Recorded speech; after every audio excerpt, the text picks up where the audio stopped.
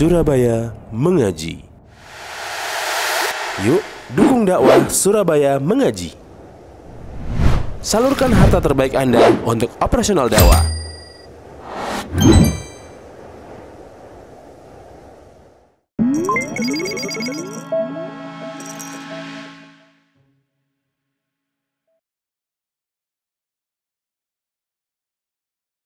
يا أيها الذين آمنوا اتقوا الله وقولوا قولا سديدا يصلح لكم أعمالكم ويغفر لكم ذنوبكم ومن يطع الله ورسوله فقد فاز فوزا عظيما أما بعد فإن أصدق الحديث كتاب الله وخير الهدي هدي محمد صلى الله عليه وسلم وشر الأمور محدثاتها وكل محدثة بدعة وكل بدعة ضلالة وكل ضلالة في النار.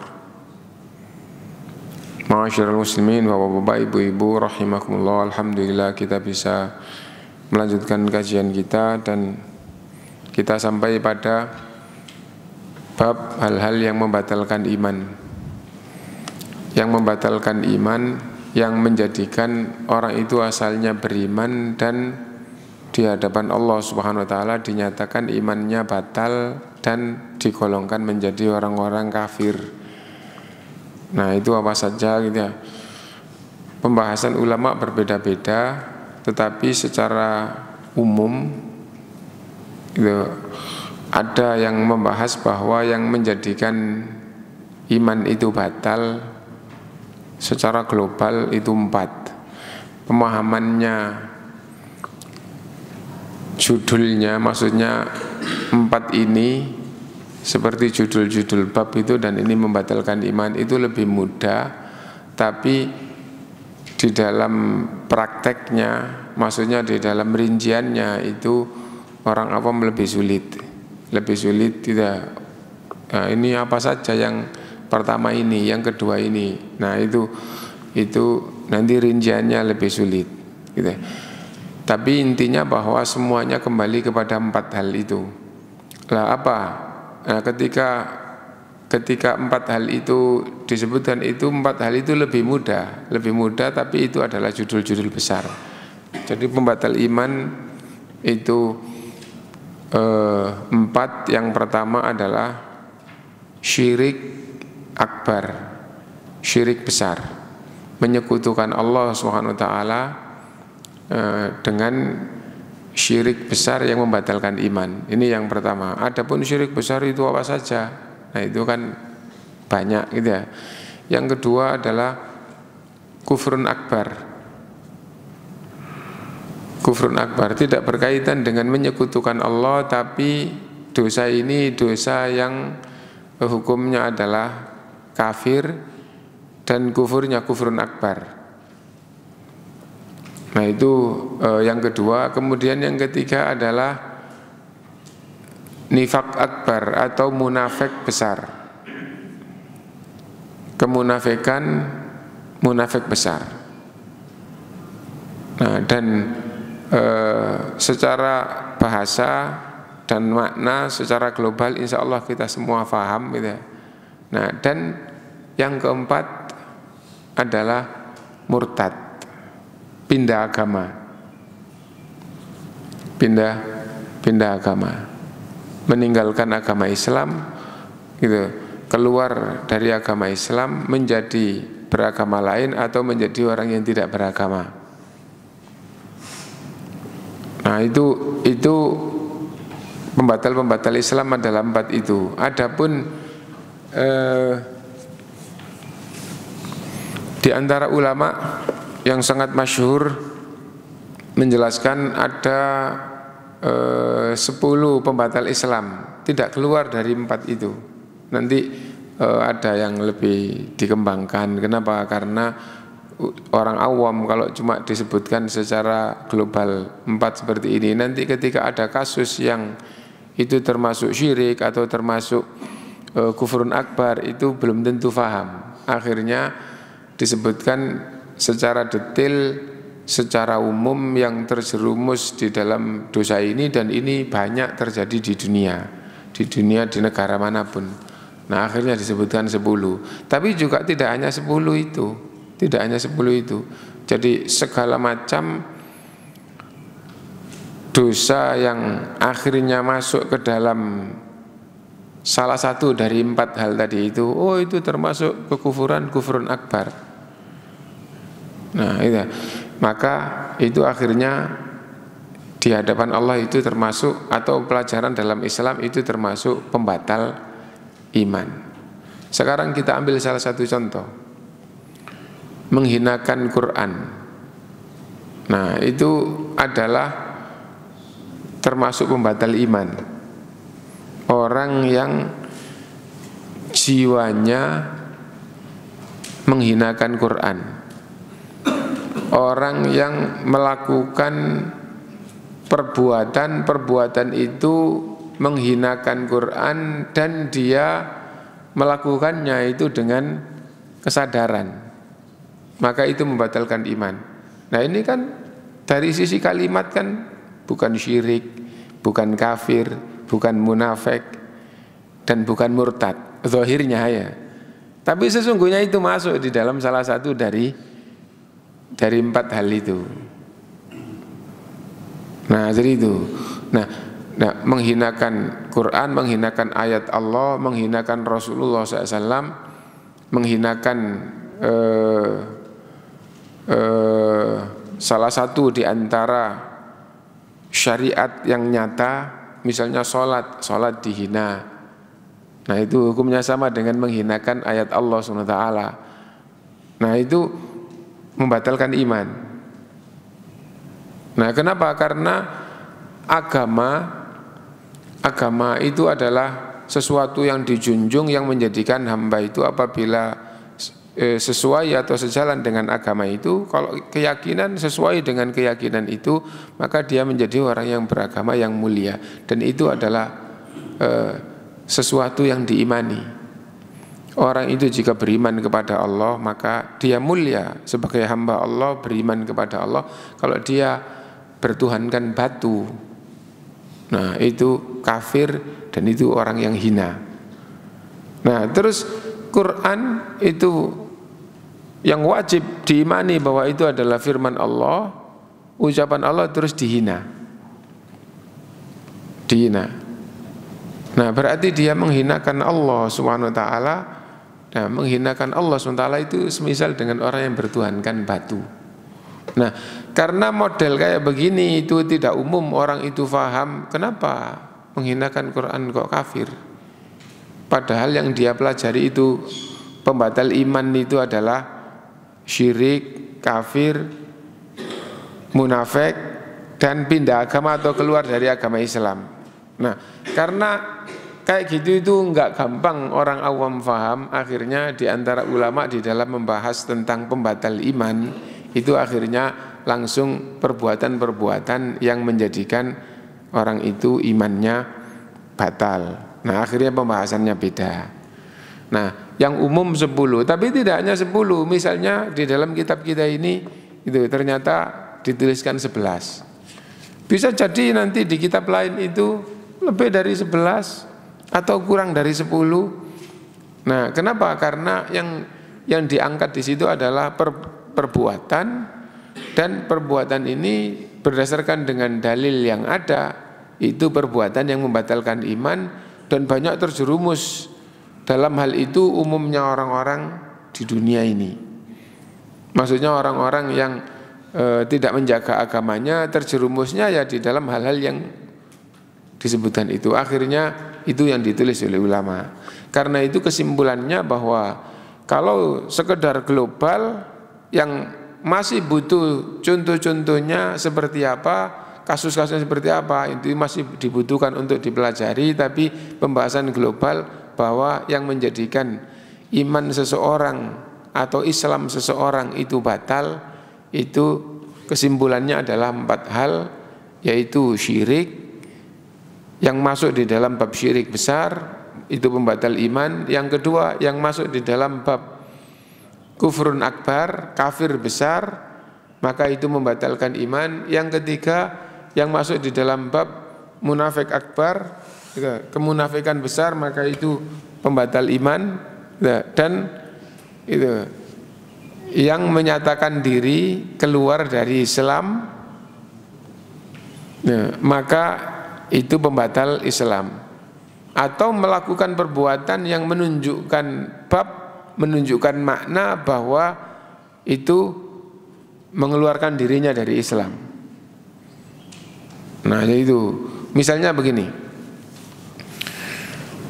saya tidak menyekutukan Allah, satu, saya tidak kafir, tidak melakukan, maksudnya tidak kafir dalam pandangan orang awam, tidak kafir, saya tidak munafik, orang awam juga tidak menilai munafik, dan juga tidak keluar dari Islam. Tapi ketika agama lain melakukan ibadah, dia ikut melakukan ibadah dengan orang yang beragama lain. Gitu. Zahir jelas dia ikut. Nah, dan dia tidak dipaksa. Kalau tidak ikut misalnya ditembak atau dibunuh. Nah, kalau dipaksa kayak gitu, maka zahir sesuai dengan paksaan tidak berlaku hukumnya. Nah, tapi kalau dia tidak ada yang maksa terus melakukan seperti itu, nah maka sesungguhnya itu membatalkan iman. Nah, kenapa? Ya karena dia beribadah dengan orang yang beragama lain, peribadatan agama lain. Lah kalau Anda bukan agama itu, kenapa kok melakukan ibadah peribadatan agama itu? Nah, jadi kayak gitu. Nah, dan orang awam tidak tahu apakah itu masuk dalam 4 hal apa enggak. Enggak kan gitu. Nah, karena itu hal-hal yang seperti itu menjadikan pembahasan ulama itu antar satu dengan yang lain beda. Tapi ketika kita pelajari, insya Allah kita akan menjadi faham gitu.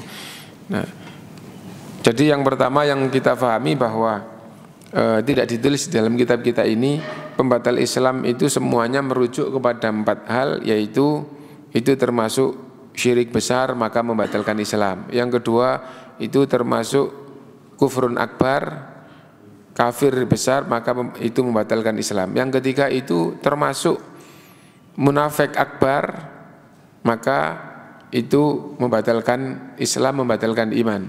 Dan yang terakhir itu mengeluarkan agama atau pindah agama atau murtad, maka itu pembatal Islam. Nah, sekarang kita ikut yang di kitab ini. Pembatal iman atau nawaqidul iman, itu bahasa Arabnya, itu adalah sesuatu yang dapat menghapuskan iman sesudah iman itu masuk di dalam dadanya. Maksudnya setelah orang itu jadi orang yang beragama Islam, nah lalu Islamnya di hadapan Allah jadi batal. Itu yang dimaksud dengan pembahasan pembatal iman. Gitu. Misalnya begini, orang itu sejak lahir dari kedua orang tua Islam, maka dia lahir dalam keadaan Islam. Dia lahir dalam keadaan Islam. Perkembangannya setelah dia mumayyiz. Mumayyiz itu setelah dia ngerti atau bisa membedakan ini baik, ini buruk, ini Islam, itu non-Muslim, itu dia bisa membedakan. Maka mulai dari situ ada pembahasan-pembahasan dalam agama mulai berlaku. Misalnya setelah dia mumayyiz itu secara umum kalau pakai umur patokannya umur 7 tahun. Umur 7 tahun itu kalau pakai patokan umur dikatakan dia telah mumayyiz. Apabila belum 7 tahun, mungkin apabila difahami oleh orang yang punya agama yang cukup tinggi bahwa oh dia ini sudah bisa membedakan baik dan buruk, nah berarti dia sudah mumayyiz. Bisa jadi kurang 7 tahun, bisa jadi itu lebih sedikit daripada 7 tahun. Tapi secara umum patokan global dikatakan mumayyiz, bisa membedakan ini baik, ini buruk, ini benar, ini salah, itu adalah 7 tahun. Nah, kalau dia sudah 7 tahun terus akhirnya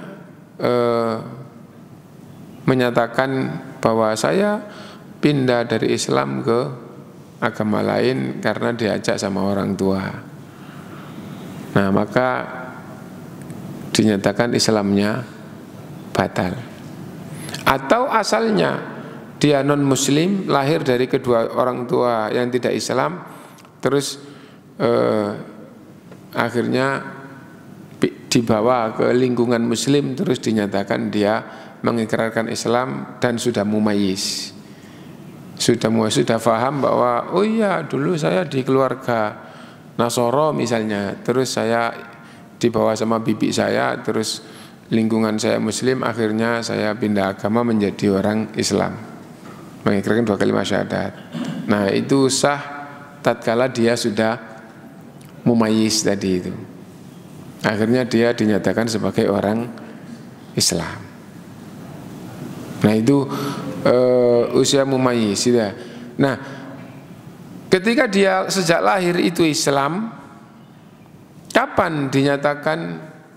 Karena sejak lahir Islam, kenapa? Karena lahir dari kedua orang tua Islam. Kapan dia dinyatakan Islamnya batal? Jika sudah mumayyiz dan akhirnya beragama dengan agama lain, berarti Islam dia itu batal, iman dia itu batal.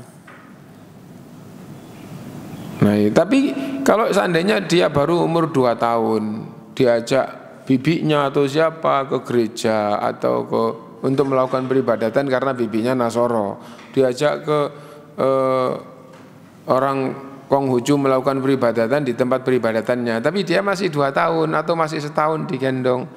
Nah, setelah itu pulang lagi ke bahkan misalnya dia sudah TK umur 4 tahun gitu ya, terus ngangkat tangan ikut angkat tangan gitu, sedekap ikut sedekap, seandainya ibadahnya itu sujud ikut sujud. Nah, dan sujudnya ke siapa? Ke berhala yang ada di dalam tempat peribadatan itu misalnya gitu. Tapi dia belum paham. Setelah itu terus liburan selesai, misalnya dia kembali ke bapak ibunya muslim, maka itu kalau seandainya sudah dewasa membatalkan iman, dalam hal ini dia tidak batal imannya. Nah, intinya bahwa pembahasan tentang apa sih makna dari judul pembatal-pembatal iman itu, yaitu perbuatan-perbuatan yang menjadikan orang itu asalnya Islam atau asalnya beriman, nah, dinyatakan di dalam agama atau dinyatakan di hadapan Allah sebagai orang yang imannya batal atau menjadi golongan orang-orang kafir. Itu adalah pembahasannya. Lah, apa saja? Yang pertama, mengingkari rububiyah. Rububiyah itu ketuhanan, mengingkari ketuhanan Allah Subhanahu wa taala atau sesuatu dari kekhususan-kekhususannya, atau mengaku memiliki sesuatu dari kekhususan tersebut, atau membenarkan orang yang mengakuinya. Dan ini gampangannya penjelasan yang penting untuk kita pahami, karena kitabnya kan seperti ini gitu ya. Mengingkari ketuhanan Allah. Mengingkari ketuhanan Allah bagaimana? Saya tidak percaya adanya Tuhan. Saya tidak percaya adanya Tuhan. Dan dia sudah punya pemahaman. Gitu. Loh, berarti misalnya pohon ini tidak ada yang menciptakan. Nah, tidak, pohon itu ya ada dengan sendirinya. Yang penting kalau orang itu naruh biji terus disiram, ya akan tumbuh-tumbuh sendiri, nggak ada penciptanya. Langit dan bumi nggak ada yang menciptakan. Nah, istilah dia itu sudah paham, terus tidak percaya ada Tuhan. Yang ngatur, yang jalankan, tidak percaya kalau matahari itu ada yang jalankan. Dan dia sudah punya pemahaman, sudah. Intinya bahwa dia akhirnya betul-betul mantap Tuhan itu tidak ada. Tuhan itu tidak ada. Nah, itu mengingkari adanya Tuhan. Di sini lafadznya begitu, mengingkari rububiyah. Rububiyah artinya ketuhanan Allah. Nah, Tuhan itu apa? Tuhan itu yang menciptakan segala yang ada, dari tidak ada menjadi ada, pembahasan dasarnya begitu, atau makna Tuhan yang kedua yang mengatur segala yang ada. Yang mengatur pohon ini kenapa bercabang, yang ini enggak. Sama-sama asalnya biji ditanam, kemudian yang ini tumbuh, kenapa ini bercabang dua, ini enggak bercabang. Nah setelah itu ini cabangnya banyak, yang ini itu cabangnya cuma gini. Nah itu adalah ngatur, yang mengatur jalannya matahari, yang mengatur cahayanya matahari, kenapa di pagi hari seperti ini, kenapa siang hari, semua yang ngatur itu adalah Tuhan. Yang mengatur alam semesta ini adalah Tuhan. Kalau dia tidak percaya adanya Tuhan, maka dia jadi kafir. Diperhatikan berikutnya, atau sesuatu dari kekhususan Tuhan. Apa maksudnya? Sifat khusus Allah itu tidak diimani, dan itu pembahasannya lebih mendalam. Gitu. Misalnya begini, Allah tidak tahu, Allah tidak tahu. Gitu. Saya yakin bahwa Tuhan itu ada, tapi kalau kita melakukan apapun, gitu, ya gampangannya mengingkari bahwa Allah maha tahu. Nah, mengingkari salah satu di antara sifat-sifat Allah, gitu. Maka itu masuk di dalam bab mengingkari kekhususan Allah SWT. Atau itu kekhususan Allah tapi enggak, itu bukan khusus untuk Allah. Contoh, gitu, menurunkan hujan. Gitu. Menurunkan hujan itu hanya Allah, itu menjadi kekhususan Allah. Nah, selain Allah bisa menurunkan hujan, wali bisa menurunkan hujan. Nah, misalnya seperti itu, gitu. Atau mengakui memiliki sesuatu dari kekhususan tersebut, gitu. Mengaku memiliki sesuatu dari kekhususan Allah. Saya bisa menurunkan hujan, saya bisa menghidupkan orang yang sudah mati, saya bisa. Nah, intinya bahwa mengaku memiliki salah satu dari kekhususan Allah. Saya juga berhak untuk disembah. Itu kan dari kecil saya ngasih makan, maka saya berhak untuk disembah. Misalnya gitu. Seperti Fir'aun, itu mengaku memiliki kekhususan Tuhan. Gitu. Atau membenarkan orang yang mengaku seperti itu. Dia mengaku bisa menghidupkan orang mati, bisa mengaku bisa menurunkan hujan, dia mengaku tahu yang gaib, dia mengaku punya hak untuk disembah. Terus orang lain membenarkan, yang membenarkan juga kafir, juga imannya batal. Nah, ini yang pertama itu. Jadi mengingkari ketuhanan Allah SWT. Dalilnya waqalu ma hiya illa hayatuna dunya namutu wa nahya wa ma yuhlikuna illa dahr wa ma lahum bidzalika min ilmin inhum illa yadhunnun.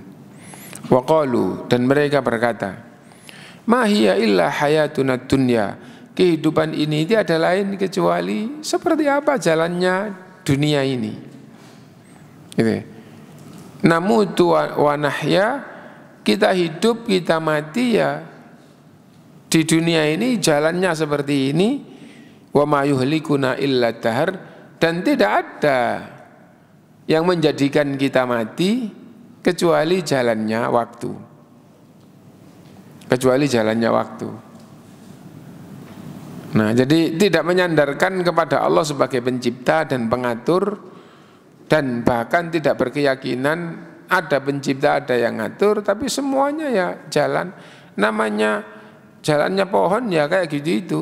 Ya biji ditanam, akhirnya kalau kena air gitu, akhirnya basah, terus nanti pecah, terus tumbuh, itu dengan sendirinya, nggak ada penciptanya. Nah, itu jalannya alam, gampangnya begitu. Jalannya alam, nggak ada penciptanya. Gitu. Ya manusia ya seperti ini. Kalau manusia itu berhubungan lagi perempuan, nah, maka akibatnya itu hamil. Kalau enggak hamil itu karena mungkin misalnya selnya lemah atau jadi dianggap tidak ada pencipta dan pengatur Nah, lah terus kenapa kok bisa hamil dan orang lain nggak hamil? Jalannya alam. Nah itu loh. Jalannya alam itu yang dimaksud dengan wa ma yuhlikuna illa dahar. Dan kalau ada orang mati atau sesuatu itu mati atau hancur, tidak ada lain kecuali itu jalannya alam ini seperti ini. Nah, jadi tidak berkeyakinan ada Tuhan yang menciptakan, tidak berkeyakinan ada Tuhan yang mengatur. Gitu. Ini ayat Allah SWT memberitakan bahwa ada orang, ada golongan yang berkepercayaan seperti ini. Nah itu. Waqalu, mereka berkata, berarti kan ada orang yang berkepercayaan gitu. Ada orang yang berkepercayaan seperti itu. Ma hiya illa hayatuna dunya.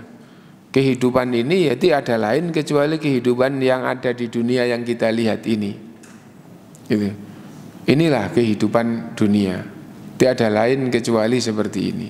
Gitu. Namutu wa nahya, kita mati, kita hidup ya di dunia ini. Pohon itu tumbuh, pohon itu akhirnya berbuah, terus akhirnya mati ya di dunia ini seperti itu jalannya. Gitu. Wa ma yuhlikuna, dan kalau waktunya mati, waktunya hancur, tidak ada yang mematikan, yang menghancurkan illa dahar, kecuali jalannya waktu. Nah itu ya memang jalannya alam itu kayak begini, gampangnya begitu. Enggak percaya adanya pencipta dan pengatur. Nah, ada orang yang berkepercayaan seperti itu, berkata begitu, gitu. Wa ma lahum bidzalika min ilmin, mereka sama sekali tidak punya ilmu sebagai dasar, tidak punya dalil, maksudnya begitu. Itu inhum illa yadhunnun, kayak begitu tiada lain kecuali prasangka-prasangka, gitu. Nah, orang ini orang yang tidak beriman kepada Allah sebagai Tuhan, dan mereka itu adalah orang kafir. Setelah dunia ini maju, golongan ini akhirnya sering disebut dengan orang ateis. Orang ateis itu orang apa? Tidak beragama, tidak berkepercayaan adanya Tuhan. Nah itu. Nah, dan kalau akal itu digunakan dengan benar, fitrah itu tidak tertutup dan tidak terbalik, maka disentuh sedikit saja orang ini akhirnya sadar dan mengakui adanya Tuhan. Nah itu. Nah, adapun orang yang tidak menggunakan akal, tidak menggunakan fitrahnya untuk mengetahui sesuatu, hidup ini asal jalan gitu saja. Nah, maka kehidupannya itu katut. Misalnya dia sejak lahir hidup di lingkungan orang kayak gini, tapi tidak menggunakan akal dan fitrahnya dan tidak ada pelajaran, gitu. Nah, maka hidupnya itu katut, jalannya alam. Nah itu. Nah, orang yang kayak gini itu kalau dikasih tahu, gitu, dikasih tahu yang sesuai dengan seperti apa ajaran Islam, gampang masuk juga. Sama, semuanya sama. Yang dibahas itu jelas-jelas ada orang yang berkeyakinan Tuhan itu tidak ada, pencipta alam dan pengatur alam ini tidak ada. Nah terus alam ini segala macam yang ada ini dan jalannya ini ya memang jalan dengan sendirinya sesuai dengan jalannya waktu.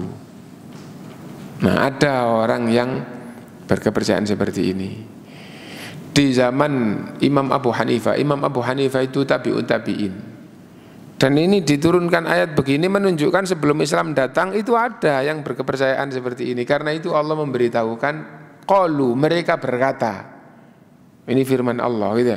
Mereka berarti ada. Nah, setelah Islam diajarkan di zaman Abu Bakar, setelah Abu Bakar dan Umar radhiyallahu anhu jadi khalifah, Islam ini tersebar sampai lebih dari separuh bumi. Mengetahui separuh bumi itu di zaman modern ini, setelah bumi ini diketahui yang dihuni oleh manusia itu belahan bumi yang ada manusia itu di benua ini di pulau ini. Nah itu akhirnya diketahui bahwa di zaman Khalifah Umar Islam itu akhirnya menyebar sudah lebih dari separuh bumi. Ya dilanjutkan dengan di zaman Utsman, tapi yang paling meluas itu di zaman Khalifah Umar. Nah, dan ajaran Islam itu sudah sangat mendalam tentang ketuhanan, tentang beribadah kepada Allah, tidak boleh menyekutukan Allah. Quran ini adalah kitab suci, itu sudah merambah ke lebih dari separuh bumi, gitu ya. Terus di zaman tabi'in, generasi setelah sahabat, terus di zaman tabi'ut tabi'in, di zaman Abu Hanifah. Abu Hanifah tabi'ut tabi'in. Jadi kalau tahapan generasi itu generasi ketiga. Orang ateis itu berkembang. Yang tidak bertuhan itu diajarkan di sosialisasi terus berkembang sampai pada tingkatan Abu Hanifah ditantang untuk debat. Dan ini imam yang sangat terkenal gitu. Nggak mau ngapain berdebat dengan orang yang nggak pakai akal, nggak pakai fitrah, nggak pakai hati, kayak orang nggak punya hati, gampangnya gitu loh. Jadi fitrah itu apa? Fitrah itu pemahaman dasar jiwa manusia, dan itu pasti benar. Kecuali apabila tertutup maka tidak tahu kebenaran, atau terbalik, yang benar dianggap salah, yang salah dianggap benar. Nah itu fitrah. Nah contohnya fitrah itu seperti apa sih? Contohnya fitrah itu ya bahwa rapi itu baik, berantakan itu jelek. Rapi itu baik, segala macam kalau rapi ya baik. Betul apa enggak? Dari mana tahu kayak gitu? Semua manusia terfitrah seperti itu. Nah, itu ya. Mau profesor doktor juga mengatakan begitu. Enggak pernah sekolah, buta huruf, tapi bisa komunikasi. Kalau berantakan semua dengan rapi, bagus mana? Orang pasti akan mengatakan yang rapi itu bagus. Dari mana tahu? Dari fitrah. Tidak pakai akal. Kalau akal itu digunakan, orang itu tambah pinter, nggak digunakan, nggak tahu ilmu itu. Nah itu pakai akal. Pakai akal itu. Nah misalnya begini, 3 kali 3 berapa? Oh itu pakai akal. Kalau fitrah saja nggak bisa. Nah menggunakan akal akhirnya bisa, dan akalnya semakin digunakan, perkalian itu tambah besar pun bisa cepat. 11 kali 11 begini, kenapa? Karena pakai akal. Nah tapi kalau rapi itu bagus, semburat itu tidak bagus, itu fitrah. Nah profesor doktor menggunakan akalnya, akhirnya maklumatnya tinggi. Nah orang yang tidak pakai akal, tidak pakai fitrah, akal tidak digunakan, fitrah nggak digunakan, gitu. Akhirnya itu terbawa kepada pemikiran yang batil, Tuhan itu tidak ada. Nah ini diajarkan terus berkembang sampai pada tingkatan nantang ulama yang paling besar di zamannya untuk membuktikan kepada umat bahwa Tuhan itu tidak ada. Abu Hanifah tidak mau debat dengan orang kayak gitu, ngapain? Orang nggak pakai akal kok di debat, nggak pakai fitrah kok di debat. Nah, tapi karena tuntutan gitu, supaya tidak dituduh tokoh Islam tapi tidak ngerti apa-apa, nggak berani melawan atau nggak berani ditentang berdebat, macam-macam lah. Akhirnya ya udah dilaksanakan debat di tempat yang ditentukan, gitu, diumumkan kepada umat supaya yang tidak berhalangan itu datang, supaya orang faham.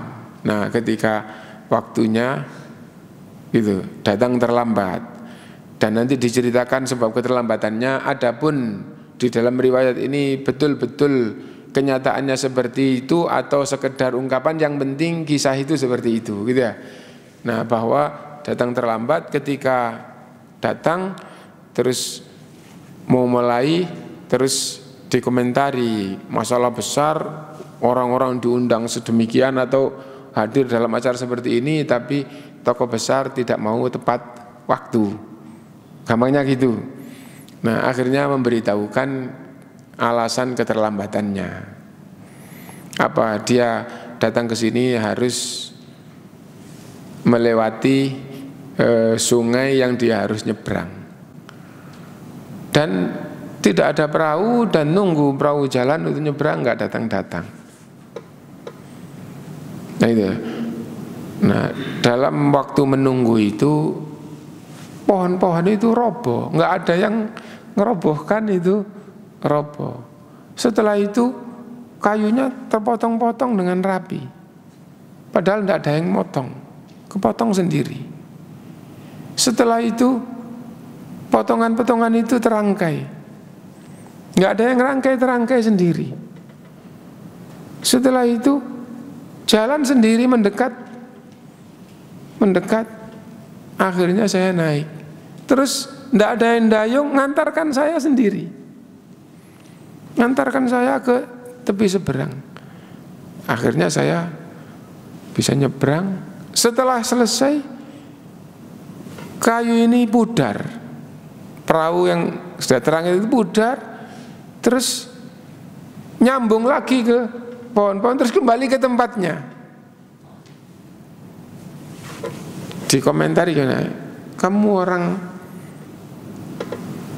gampangannya berakal, itu mengatakan seperti ini. Ulama atau tokoh terus berkata yang tidak akan ada siapapun yang menerima. Bagaimana mungkin pohon roboh tidak ada yang robohkan? Pohon terpotong tidak ada yang motong, terangkai nggak ada yang rangkai. Gitu. Artinya bahwa komentar seperti ini itu disampaikan, nah, dan itu orang yang berakal tidak akan mau percaya, kan gitu ya.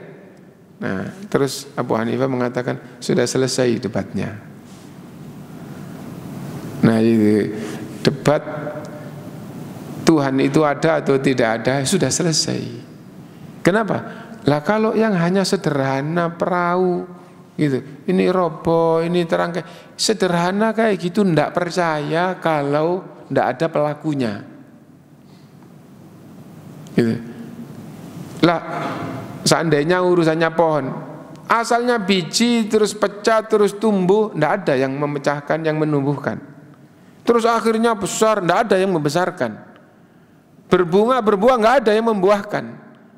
Dan alam semua jalannya seperti itu, ndak ada pelakunya. Tidak ada orang yang percaya kalau matahari itu tidak ada yang menciptakan terus ada sendiri, nggak ada yang percaya. Nggak ada yang percaya kalau matahari itu jalan, tidak ada yang jalankan, dan seterusnya, dan segala macam gitu. Nah, lah kalau seandainya tidak ada yang menciptakan, tidak ada yang mengatur, tidak dipercayai. Kalau begitu siapa yang menciptakan dan yang mengatur semuanya? Itulah Tuhan, itulah Allah Subhanahu wa ta'ala. Selesai debatnya. Nah itu orang ateis. Nah ini yang pertama, orang itu apabila asalnya Islam, mungkin Islamnya dari lahir. Islamnya dari lahir karena bapak ibunya Islam. Terus setelah dia berpemahaman, bisa mengetahui ini baik, ini buruk, ini benar, ini salah, terus berpemahaman tidak ada Tuhan, maka Islamnya batal. Itu pembahasannya di sini. Nah, yang kedua, sombong dan menolak beribadah kepada Allah Subhanahu wa ta'ala. Sombong dan menolak beribadah kepada Allah Subhanahu wa ta'ala.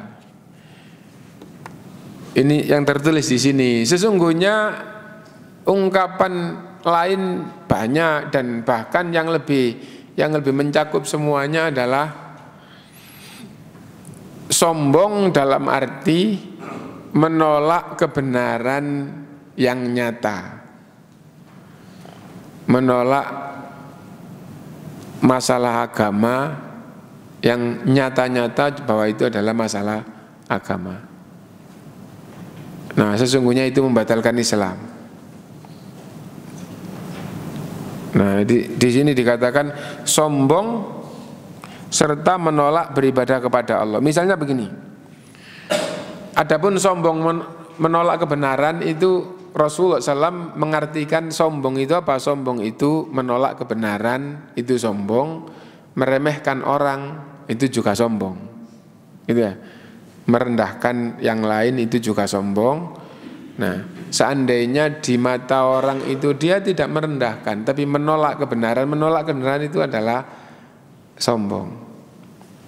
Nah, kenapa? Karena itu kebenaran tapi tidak diakui, berarti seolah-olah dirinya itu hebat, lebih tahu tentang kebenaran. Intinya bahwa menolak kebenaran itu adalah tafsir sombong yang disebutkan oleh Rasulullah. Rasulullah SAW ditanya oleh sahabat, ya Rasulullah, inna rajula yuhibbu ayyal bisa thawban hasanan wa na'lan hasana. Wahai Rasulullah, orang itu senang kalau pakai pakaian yang bagus, pakai sandal atau sepatu yang bagus itu senang. Apa itu enggak sombong? Qala, Nabi menjelaskan, al-kibru batarul haqqi wa ghamdun nas. Rasulullah menjelaskan, sombong itu menolak kebenaran. Sombong itu meremehkan orang. Itulah sombong. Nah, itu ya. Nah, terus di sini sombong menolak ibadah. Ibadah kan kebenaran. Sombong serta menolak kebenaran, maka itu membatalkan iman. Nah, bahkan asli dari pembahasannya gitu. Agama ini kalau difahami semuanya pasti benar. Lah, di dalam bab-bab yang sangat nyata, terus bagian agama itu ditolak, berarti menolak kebenaran. Ini sholat, gitu. Terus sholat itu kewajiban. Yang namanya kewajiban ya pasti baik. Nggak percaya atau nggak mau itu. Nah, intinya bahwa ini ayat Allah, ditolak, tidak menolak kebenaran di dalam agama ini. Itu adalah sombong, dan itu apabila dengan sadar, dengan nyata, sesungguhnya itu membatalkan iman. Jamnya kok gak nyampe. Jamnya mati. Qala ta'ala, Allah SWT berfirman, la yastankifal masihu ayyakuna abdan lillahi walal malaikatul muqarrabun wa may yastankif an ibadatihi wa yastakbir fasayahsyuruhum ilaihi jami'a fa ammal ladzina amanu wa amilus solihati fayuwaffihim ujurahum wa yaziduhum min fadli wa ammal ladzina stankafu wastakbaru fayu'adzibhum adzaban alima wala yajiduna lahum min dunillahi waliyyan wala nasira. Surat An-Nisa ayat 172 ayat 173 gitu. Al-Masih Isa ibnu Maryam tidak enggan dikatakan sebagai hamba Allah, dan bahkan malaikat-malaikat yang dekat itu tidak enggan, tidak menolak dikatakan sebagai hamba Allah. Nah, hamba itu budak atau saya itu apabila hambanya manusia. Itu Isa ibnu Maryam yang bisa membuat burung dari tanah, terus kemudian ditiup jadi burung beneran dengan izin Allah. Orang mati bisa dihidupkan, bisa menyembuhkan belang, bisa menyembuhkan botak, nah, dan dia tidak menolak dikatakan sebagai hamba. Saya ini adalah hamba Allah. Hamba itu budak, gitu. Yang aturan budak di masyarakat, budak itu harus nurut tuannya, tidak nurut diajar sama tuannya. Nah, itu. Nah, aturan budak, aturan dalam tata masyarakat itu. Nah, Nabi Isa tidak menolak, tidak enggan dikatakan sebagai hamba Allah, bahkan menyatakan dirinya bahwa saya adalah hamba Allah. Bahkan malaikat itu juga tidak menolak dikatakan sebagai hamba Allah, bahkan menyatakan dirinya adalah hamba Allah. Gitu. Wa may yastankif an ibadatihi wa yastakbir, siapa yang tidak mau mengakui dirinya sebagai hamba Allah, gitu. Dan siapa yang sombong, sombong itu enggan dikatakan sebagai hamba Allah. Nah, saya bukan hamba Allah, saya adalah orang yang gampangannya akhirnya ngaku jadi Tuhan. Atau Tuhan itu tidak ada, tadi masuk di dalam yang pertama itu. Di sini tidak mau mengakui bahwa dirinya adalah hamba Allah. Nah itu, akhirnya tidak mau beribadah kepada Allah. Ibadah kan tunduk, tidak mau tunduk kepada aturan Allah. Gitu.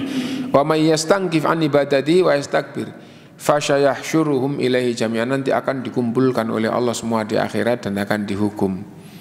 Fa ammal ladzina amanu wa amilus sholihat, adapun yang beriman, yang percaya bahwa dirinya adalah hamba Allah, wa amilus sholihat, dan beramal soleh, beribadah kepada Allah, gitu. Nah, berarti mengandung makna yang di awal itu bukan orang yang beriman. Orang yang beriman adalah yang mengaku dirinya hamba Allah dan mau beribadah kepada Allah. Nah itu kaitannya di sini, gitu ya. Jadi Nabi Isa itu tidak menolak dikatakan sebagai hamba Allah. Bahkan malaikat juga tidak menolak. Adapun orang yang menolak dikatakan sebagai hamba dan dia itu sombong, dan sesungguhnya menolak tadi itu juga sombong, gitu. Dan sombong tidak mau dikatakan sebagai hamba Allah, maka akan dikumpulkan di hari kiamat dan akan dihukum. Adapun orang yang beriman, mengaku sebagai hamba Allah, wa amilu sholihat, dan beramal soleh, maka akan dibalas dengan surga. Nah berarti itu sombong, menolak sebagai hamba Allah, menolak kebenaran, itu tidak beriman. Kalau asalnya dia itu beriman terus kayak gitu, maka imannya batal. Nah itu pembahasan di sini. Yang ketiga, yang membatalkan iman, menjadikan perantara dan penolong yang ia sembah atau ia mintai pertolongan selain Allah. Teksnya di sini seperti itu ya. Kalau bapak-bapak, ibu-ibu pernah belajar pembatal-pembatal iman 10. Yang pertama adalah syirik. Jadi, dan itu yang paling menyebar, itu tulisannya Syekh Muhammad. Gitu. Marganya adalah At-Tamimi. Biasanya di dalam kitab Tauhid itu gak disebutkan lengkap namanya, Muhammad At-Tamimi gitu aja. Tapi namanya itu adalah Muhammad, anaknya Abdul Wahab. Ya.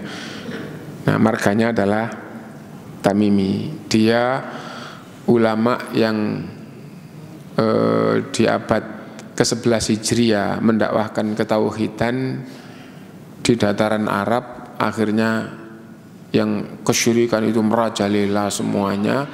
Akhirnya menjadi negara yang bertauhid. Kerajaan-kerajaan kecil bertauhid akhirnya jadi satu, akhirnya jadi Saudi, negara Saudi. Terus akhirnya dakwah tauhid itu dikembangkan ke seluruh dunia, alhamdulillah sampai ke Indonesia.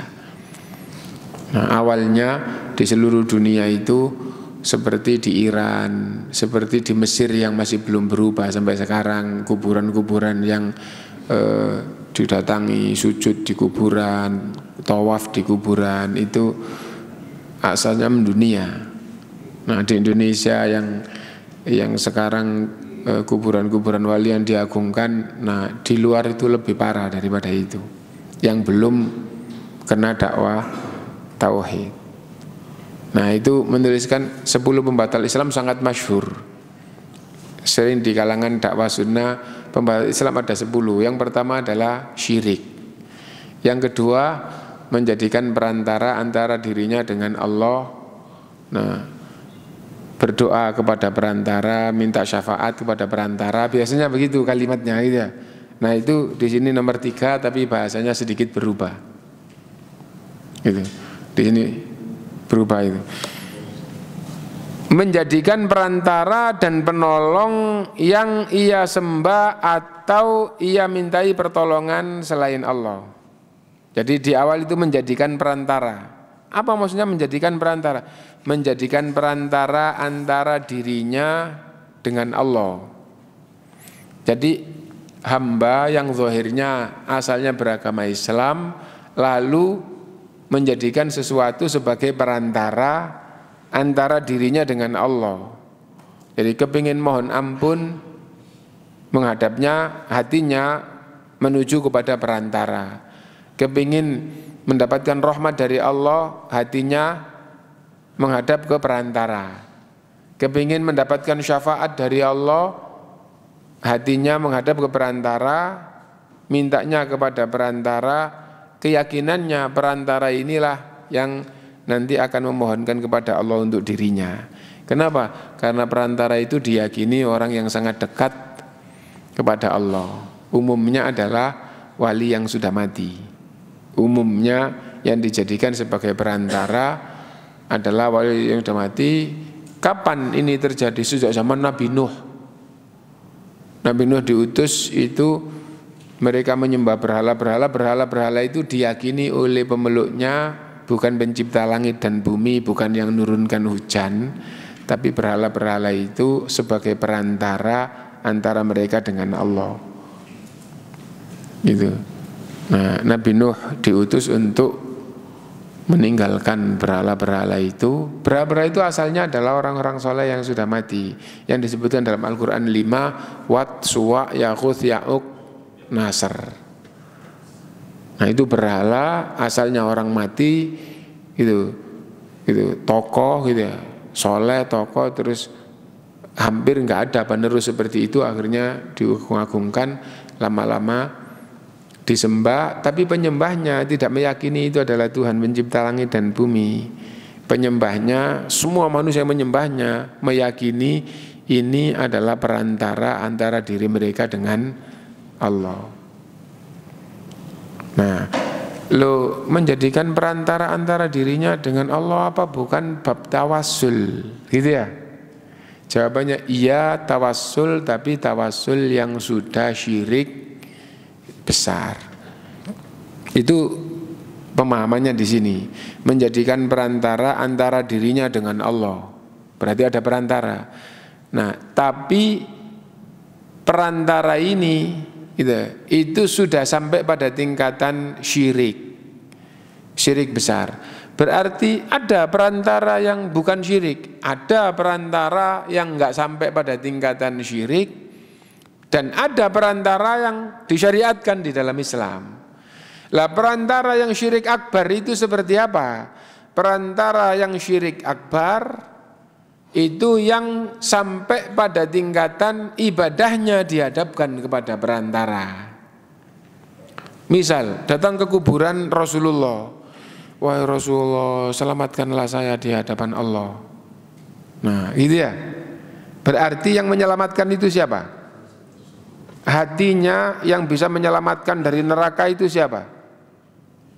Allah. Ya, dia mintanya kepada siapa? Mintanya kepada Rasulullah supaya dia memohonkan keselamatan. Ya wahai Rasulullah, ya Rasulullah selamatkanlah saya di akhirat nanti di hadapan Allah. Nah itu, supaya saya tidak dimasukkan ke dalam neraka. Nah, wahai Rasulullah itu berikanlah saya syafaat nanti di hari kiamat. Nah, kenapa kalau enggak kamu beri syafaat, aku pasti diazab oleh Allah. Nah, berarti berkeyakinan Allah itu Tuhan yang menyelamatkan nanti di akhirat adalah Allah, tapi dia mintanya kepada Rasul. Nah, itu. Minta kepada Rasul yang modelnya kayak gitu itu namanya adalah doa. Wahai Rasul, selamatkan saya di hadapan Allah. Gitu. Nah, itu adalah doa. Gitu. Berilah syafaat nanti di akhirat. Itu adalah doa. Kenapa? Karena Rasul sudah meninggal. Nah, ini adalah perantara, tapi sudah sampai pada tingkatan ibadah dihadapkan kepada perantara. Dan dia faham. Orang-orang tadi itu faham bahwa nerakanya Allah, yang memasukkan ke dalam neraka adalah Allah. Dia tidak berdoa kepada Allah, ya Allah lindungilah saya dari neraka, tapi mintanya kepada Rasul.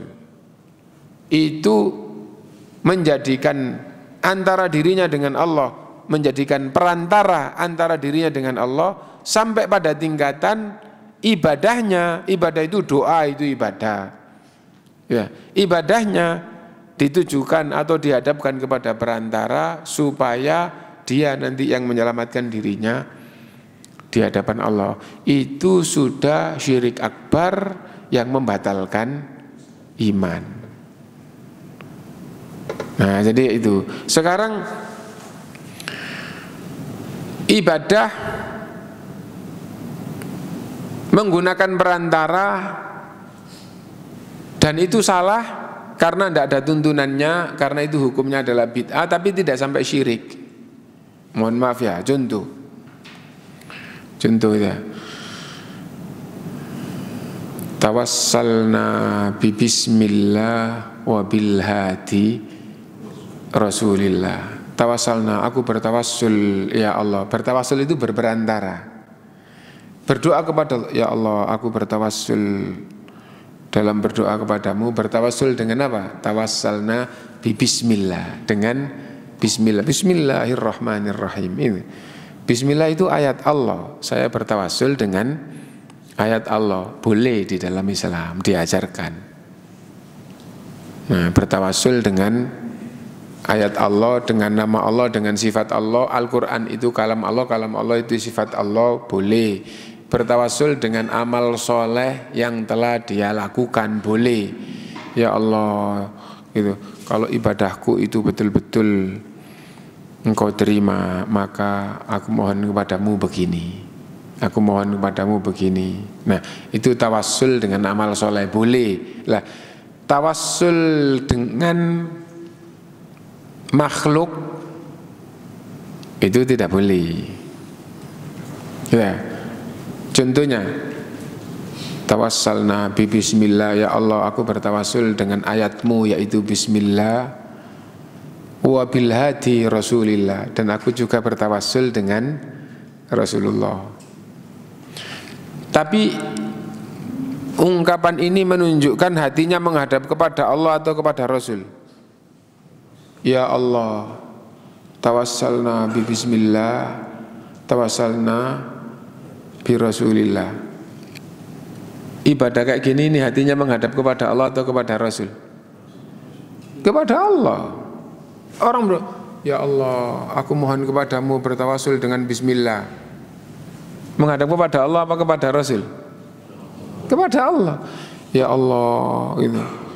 Aku mohon ampun kepadamu, aku bertawassul dengan bismillah, bertawassul dengan Rasulullah, bertawassul dengan para syuhada, bertawassul dengan para tabi'in, para ulama. Ya Allah, ampunilah saya.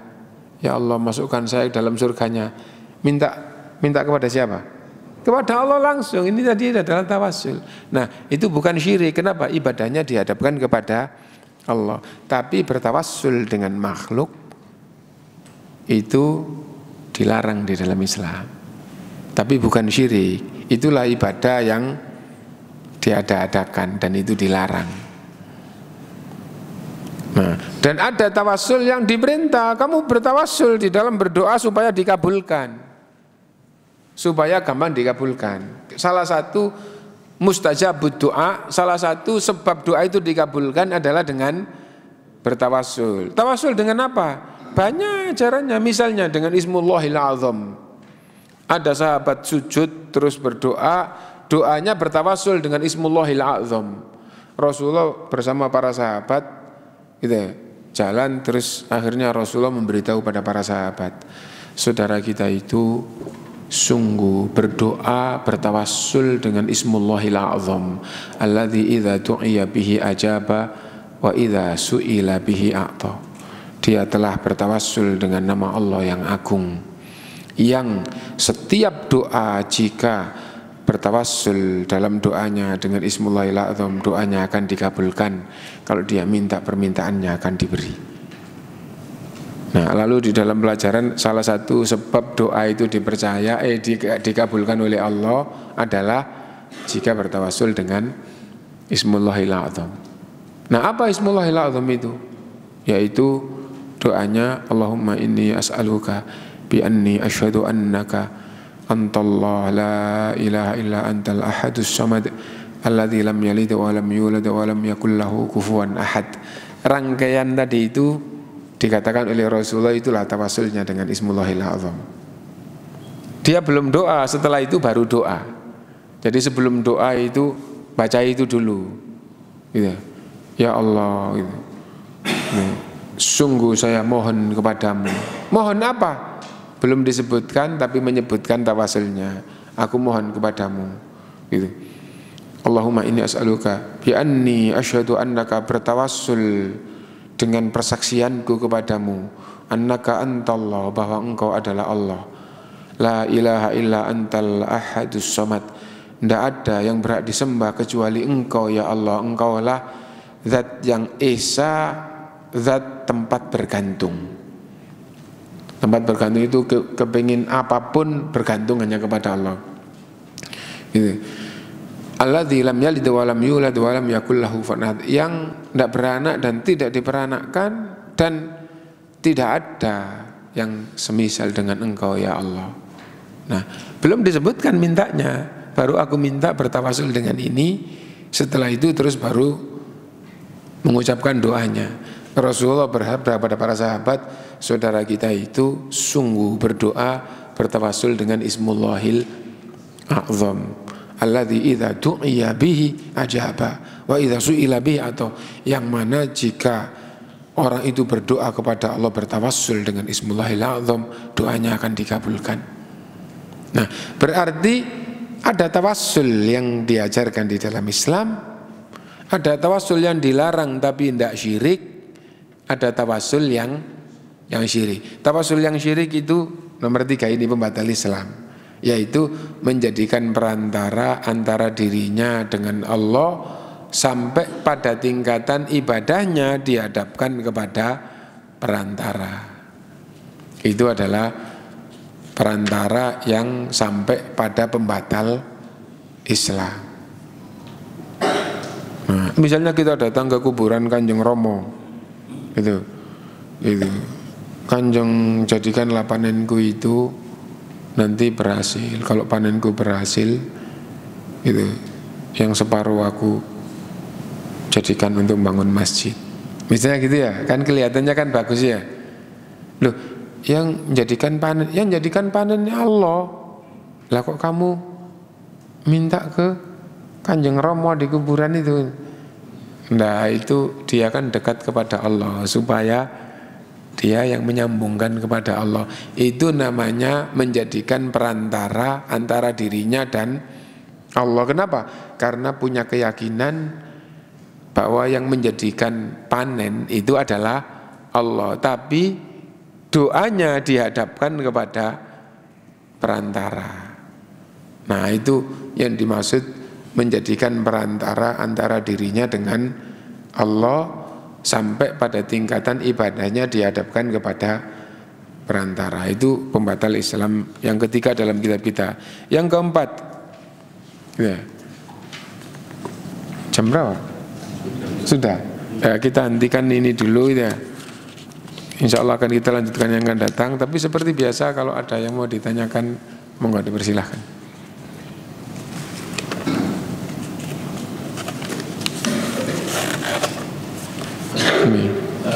Dengan kejadian seperti ini lagi mempersekutukan Allah, bagaimana dengan kalimat istilahnya Allah itu mengikuti persangkaan hambanya?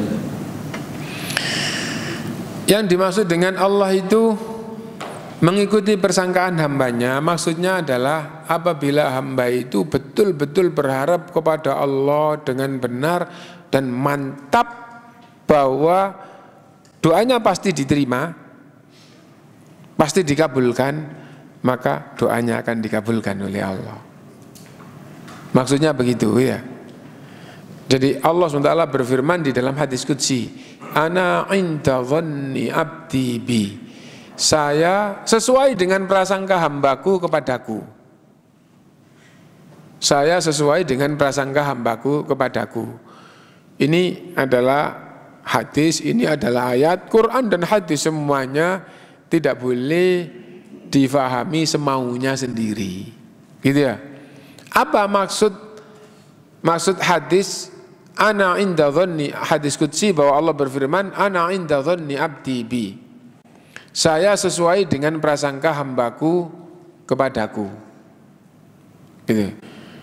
Maksudnya adalah jika hamba itu betul-betul